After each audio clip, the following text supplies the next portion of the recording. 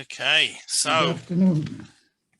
Kitzur Shulchan Aruch, the Abridged Code of Jewish Law, chapter 104, and we were in the middle of 15. Tesvav. We'll start again. So we were speaking about things that we can't do in Chol HaMoed. Right, so Chol HaMoed, intermediate days between the full Yontif days of a festival of Pesach and Sukkot, and so the semi-Yontif. So there's certain things we can do and certain things we can't do. So one of the principles that we mentioned of what we're allowed to do is if there's going to be a loss. All right, so therefore, number 15, cheshboinus, bills and records, she'im lo yichtavim, that if you don't write them down chol hamoed, ishkachem, they're going to be forgotten. You know, you're not going to know who owes you this and who has to pay that. It's going to be forgotten about. So then mutter l'chasvam, you're allowed to write it down. Because it's something that's going to come to a loss, right? Because you don't write it down, it'll be forgotten about, and you'll lose that money. So does someone have a question? Okay. V'chein likewise. Mishal sarich hamoed, something that's needed for Yontif, for the Yontif itself. Mutter lichtov, you're allowed to write. All right. So this is by the way regular writing, not professional writing. So if you had a professional sign writer, you couldn't do that if you need for the Yontif, or a like a cipher who's a scribe, you couldn't do that. But something you need for the Yontif. So let's say you have to make a shopping list to buy things for Yontif. You can do that because it's necessary for the Yontif. Okay, if you can remember without the shopping list, it's even better, but not a problem. Avol shadava, but anything else, asa lichtov, you're not allowed to write it. You can't write, so unless you're going to lose something out of it, or unless it's going to somehow enhance or help the Yontif, we shouldn't be writing on Chol HaMoed. Just by the way, we can also write if we learn Torah, and we're going to forget it, because it's also something that's going to be lost. Right, so the Ger Shalomim, just to write a letter of greetings. A person writes to his friend. So you want to sit down and write a letter to your buddy in the other country. Nahagin lichtoi b'shinikatsas. The custom is we write it, but you make a shino. You do something different. You don't write in the usual manner. Dahaina, what's an unusual manner? So one way, you write the first line unevenly. You make a. I don't know, for some of us, that's how we write regularly, but something like that. Always write like that. Sorry. Yeah, that's how we write. Some of us, but it's just something unusual. Or some people, if they need to write in Chol HaMoed, they use their left hand. If they're right-handed, or if they're left-handed, use their right hand. Just make it a bit of a change. But anything that you're allowed to write, mutter gam l'sakin kulmas adjoy. You're also allowed to prepare the kulmas. I mean, I guess in this case we're going to say a pen, but it means kulmas is really like a quill. So sometimes you have to cut it, and the ink. You had to sometimes mix the powder with water or other things. So when you're allowed to write, you're even allowed to do all the preparations for writing. Today it's much easier, just grab a pen. You don't really have to start making the ink and the and different things. But in concept, so today also we have other forms of writing. So let's say and we started this discussion last time, ran out of time. Let's say text messaging or a WhatsApp or an email. Now none of this is permanent, so it's not complete writing. Well, it is permanent, it's not permanent. So I got to tell you honestly, I'm not an expert in computer screens, but seemingly trying to understand whatever's been on a screen, it leaves some remnant. of some sort. So there is a view to say that it has a certain permanency, but generally it's not. So today we're much more lenient when it comes to, let's say, writing a text, or someone's doing a shopping list to put it in on their phone, as opposed to writing on a paper. So again, if you can avoid it, why not? But it's far less of an issue writing that's going to last. Regular ink on paper. Okay. Any questions? Okay. Test Zion 16. Now, someone needs a loan. They need money, so they need a loan. And we're speaking about, he doesn't need the money even for Yom Tov even, but the loan's only available now, right? He needs the loan for next week even, for sure, if he needs it for Yom Tov, but he's fine till next week. The problem is, the guy may not be able to lend to him after Yom Tov. He has available money now, and he might not have. He may have spent it next week. And the lender doesn't want to lend the money unless it's recorded in a contract, some type of record of the loan, which is fair enough. He wants to put in writing. He wants you to sign it, that you've or to have witnesses sign it, that he's giving you the loan. So the novelty here is you don't need the money on Yom Tov, but even though you don't need on Yom Tov, we're worried you won't be able to get the loan after Yom Tov.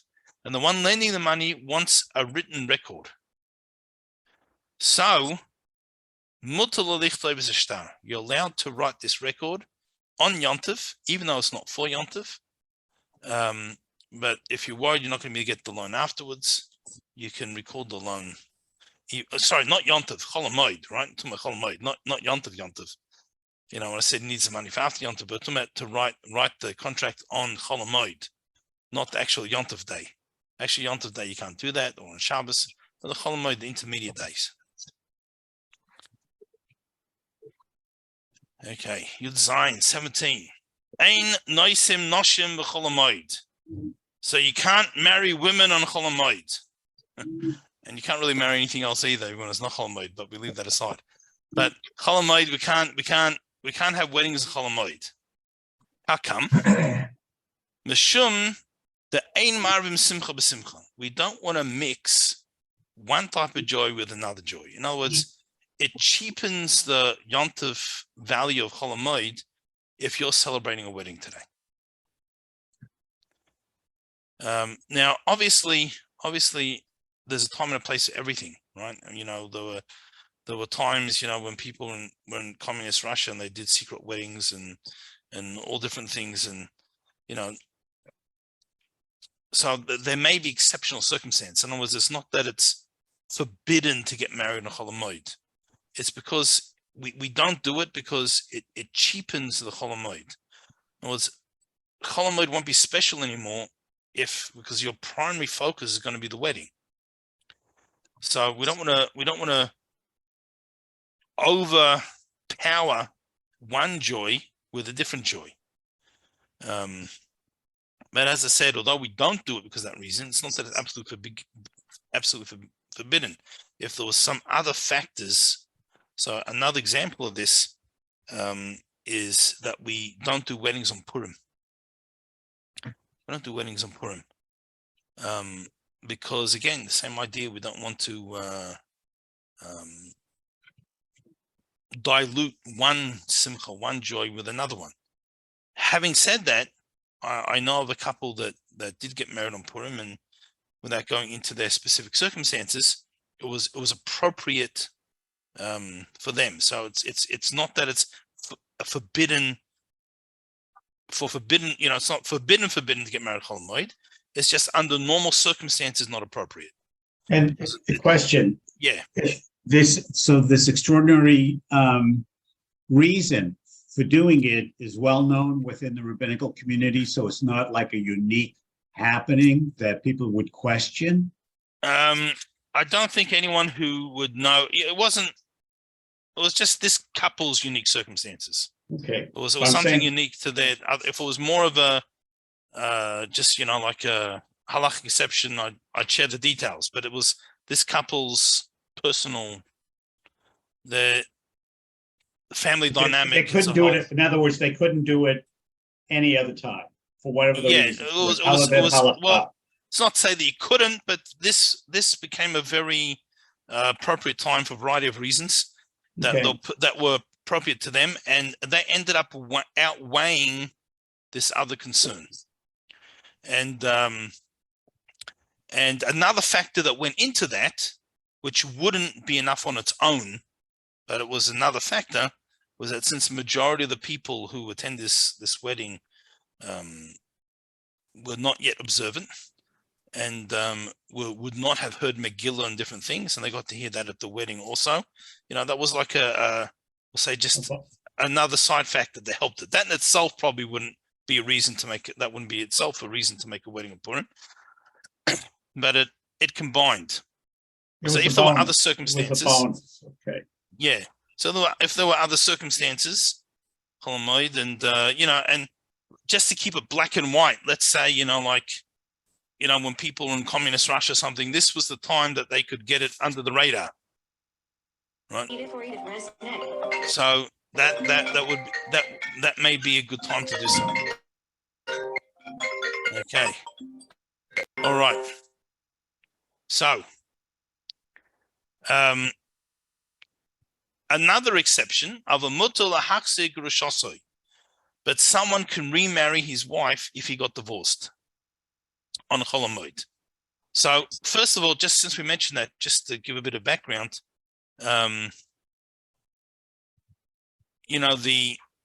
obviously a marriage, a healthy marriage, is the most wonderful thing that can ever exist. Right? A healthy marriage, Baruch Hashem, is the most wonderful thing that can ever exist. When a divorce is needed, so it's also one of the mitzvahs. It's one of the 613 mitzvahs is to give a divorce. If it's a situation where there needs to be a divorce, so it's also a mitzvah. It's ironically in the Talmud, the tractate of divorce comes before the tractate of marriage, which you would think should be the other way around, because one can't get divorced before they're married, right? And the reason is, and it's not a joke, the reason is because the cure is created before the curse, before the disease. Now, not that marriage is a disease, marriage is wonderful, we said, but God forbid in the situations where there needs to be a divorce, then it's a serious problem. So therefore, the cure is made first. So there shouldn't be stigma about divorce. Sometimes today we sort of live in a throwaway society, and people don't really have, there may be divorces unnecessarily so, but in concept, if there's a reason for divorce, there shouldn't be a stigma. It's also one of the mitzvahs. However, there is a special mitzvah of remarrying one's divorced wife. Now, you can only do that if she didn't marry anyone else in the interim. Once she's married someone else or had a relationship with someone else, then you can no longer remarry her. But if possible, even after divorce, things can be reconciled. It's a wonderful thing if people can remember. So that nevertheless, even though someone's remarrying their wife, and if they're reconciled, it's obviously they're happy about it, and there's a level of joy, but it's not the same joy as when you marry someone for the first time. Baruch Hashem, I'm not speaking from experience, just only got married once, and God willing, keep it that way. But I think we could understand that it will be less joyous remarrying than marrying for the first time.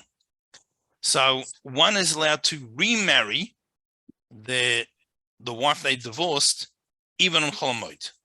And there's two reasons for this. One is that it's less of a joy, and number two, strike with the iron while it's hot. So if now they're reconciled and they're going to get remarried, let's do that. And so that's number one. Another type of joy that we can have Chol Hamoed. The bris milah, the pigeon ben. If a child is born and there's a bris, you can make the party maybe is not the right word, but the sudas mitzvah, the special meal of celebration on Chol Hamoed, even though that's another joy, but happens to be that's when it is. The bris is the 8th day. You don't have to postpone it till after Yom Tov. You can have that joyous meal then. Or a pigeon ben, the redemption of the firstborn, which is after the child has lived 30 days. It's firstborn, and so again happens to be 30 days, falls out in Chol Hamoed. So we don't have to postpone that meal and the celebration of the mitzvah. We can do it on Chol Hamoed. You can also have an engagement party. And again, engagement party, we don't mean a frivolous sort of party that's sort of like we have in the Western world.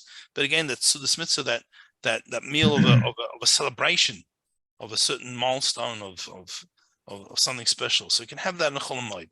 So that's all of those things are wonderful, but they're a step down from a wedding. Unfortunately nowadays, there's some people make a whole bris, make a whole wedding style, level thing for a bris. What are they going to do for the kids' bar mitzvah? Can you imagine? And the weddings, some of these the wedding, it's like there was this family that they want to have the most magnificent bar mitzvah that ever was. So I think it was Safari bar mitzvah, but someone already did that. The Mount Everest, someone already did that. So I decided they're going to go to space. Have the bar mitzvah in orbit, and they come back, and the press is waiting for them to interview them. First bar mitzvah in space, and they say, "How was it?" I said, "It was out of this world, but there was no atmosphere." Right, so that's unfortunately is a certain mentality that everyone's going to have a bigger and look, obviously, there's been times where I've been a congregational rabbi and you have a bar mitzvah and you need to invite the entire congregation. So it was a larger affair than some of the other bar mitzvahs. But I do feel a family centered, more intimate actually is more special. It's not just besides the financial that some people are just going overboard in various things. But anyway, we'll leave that aside. Lucky I'm not opinionated about anything. All right. Yud Ches 18. Mutter liskoi pa'olim. You're allowed to hire workers. Now, so we're not talking about to work on Yom Tov. We're talking about to work after Yom Tov, but on Chol Hamoed, you can actually employ them. So you can do the employment. But Philly Israelim, even Jews. So Malachtul Achamoed, to do work after Chol Hamoed. So obviously, as we said, there are certain circumstances where you could hire a Jew to work Chol Hamoed. Either something's going to get irreplaceably lost, there's going to be financial loss, or that Jew needs, they don't have money to eat for Yom Tov. But I'm not talking about the exceptions. I'm talking about regular, 100% normal. You need, Yom Tov is Tuesday, Wednesday. Thursday, you need to start building the house. Let's just say as an example. It could be anything. So Chol Hamoed, you can hire your crew, can book them and different things. Not a problem. Okay, your test number 19.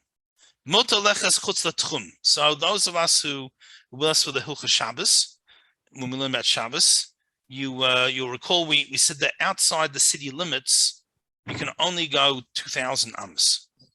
Well, really 2,070, right? Because you got 70 amos is like this, the opening of the town. If it's an actual town, if it's your house in the middle of nowhere, then it's only 2,000 amos from the house. So if you have a farm that's isolated, so only 2,000 amos from your property line, or your fence property line. But if it's a town has a bit of an open space over 70 open space. It belongs to the town. So outside of that, you can go 2,000 amos. Many cities today, as we mentioned, we learned about on Shabbos, it now becomes an issue because you could walk the entire Shabbos and still be in built-up housing. It's not when the city says this is the city of Phoenix and this is the city of Scottsdale, or this is the city of Phoenix or Brooklyn. This is New York City. It's wherever it's built-up housing within 70 amos of each other. So 70 amos is about 36 meters, 37 meters. So as long as you have regular houses, it's all one town.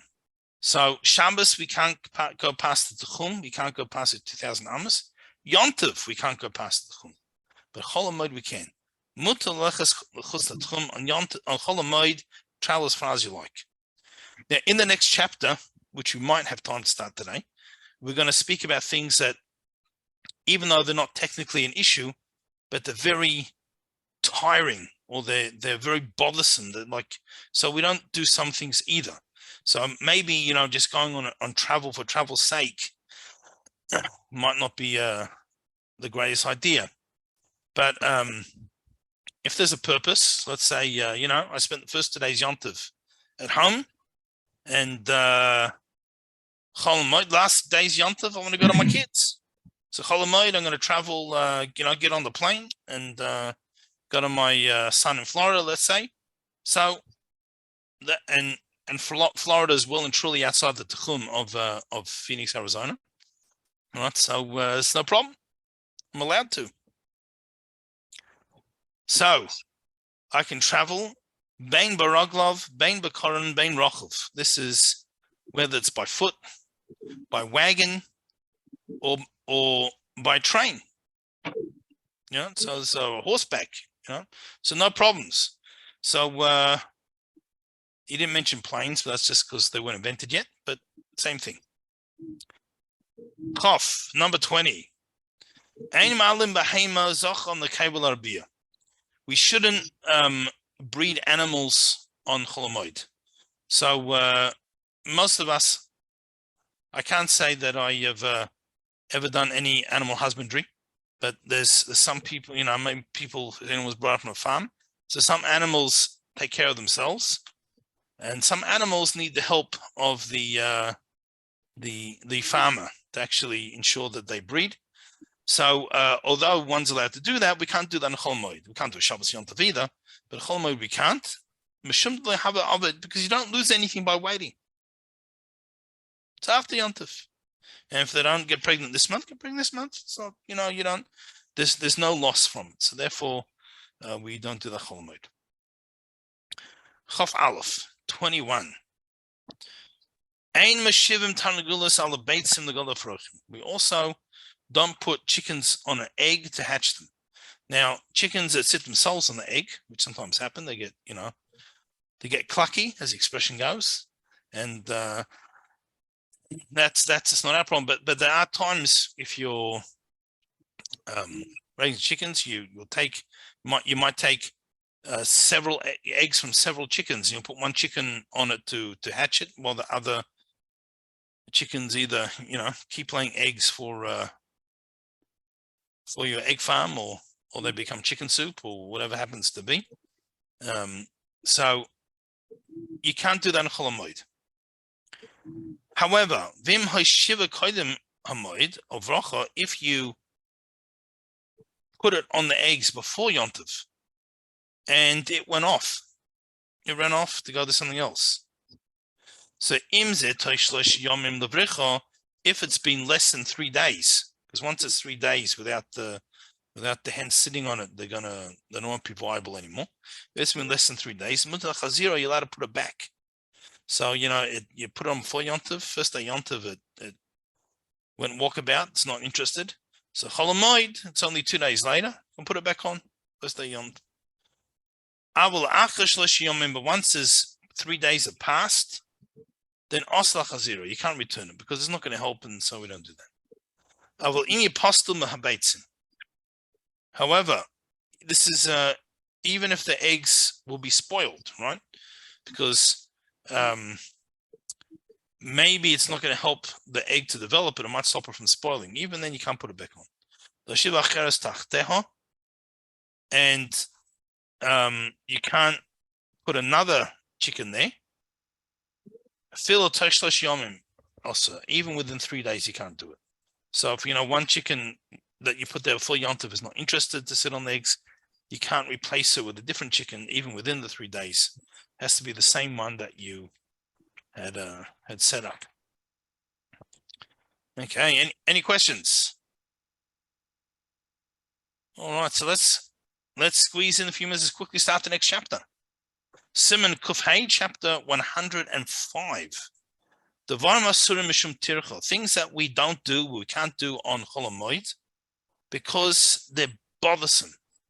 So I'll just give an example. I mean, let's say I had a huge pile of rocks, big rocks in my yard, and I want the pile on the other side of my yard. Now, technically, picking up a rock, carrying it across the yard and putting it down, there's not a malacha there. I'm inside an area you can carry. It's Chol Hamoed, you let it carry anyway. I didn't make anything. I didn't do anything creative. All I've done, but it's not appropriate for Chol Hamoed that I'm spending all these hours schlepping big rock after rock after rock. It's like a tiring, bothersome, sort of inappropriate Chol Hamoed activity. So it's that type of idea. So when it gets some, it's a pasnish, right? It doesn't belong for the day. So we're going to give some sort of guidelines of what's inappropriate due to that. So Aleph, number 1. Also the Sia, well, this is a matantal of the Kli base of a Chol Hamoed, the Dirish of a Chotza Zoi, the Dir of Chotza Cheres. You can't move your furniture and household things on Chol Hamoed from apartment in one courtyard to apartment in another courtyard. So they used to have houses around the courtyard. So let's say, you're in the same apartment building and you wanted to, you're moving upstairs. So you're allowed to move some stuff. But if you're moving house, so it's not appropriate. So again, did you do any malacha technically? No, you loaded up the truck, shoved everything up and down the stairs. You went and then you bring to the new house. Technically, you didn't do a malacha per se. We didn't do something that you couldn't do on Chol Hamoed for other reasons. Each thing that you did, but the overall package of moving house, which is a cumbersome, it's a big and difficult job, that's not appropriate for Chol Hamoed. Avol, if you're moving from one house to another house in the same courtyard, right? You're moving next door, mutter, then you're allowed. V'chein, and likewise, just also point out, these houses that they had around the courtyard were 1 or 2 rooms. So it could be even moving our houses today, where, we have so many more things. Might also be a problem. But anyway, if you have 2 courtyards, but the next door, 2 courtyards next door, and there's a door between the courtyards, you don't have to go out in the street. You can go. So this might be an example. If you have, so I live in it's a gated, like townhouse community. So even to a different building, but I don't have to go out in the street. If I would move to another townhouse in my complex, I don't have to go out in the street to do it. It's all, so that would also, you could carry things through the inner doors, as long as you don't go out in the street. So that's under normal circumstances. However, mokim b'fsida, if you're going to make a big loss, if you don't move out this day, you have to pay for another month's rent. It's a big loss. Well, it depends what the rent is, but it could be a significant loss. Then muta fil me'ir le'ir, then you could even move from city to city if there's going to be significant.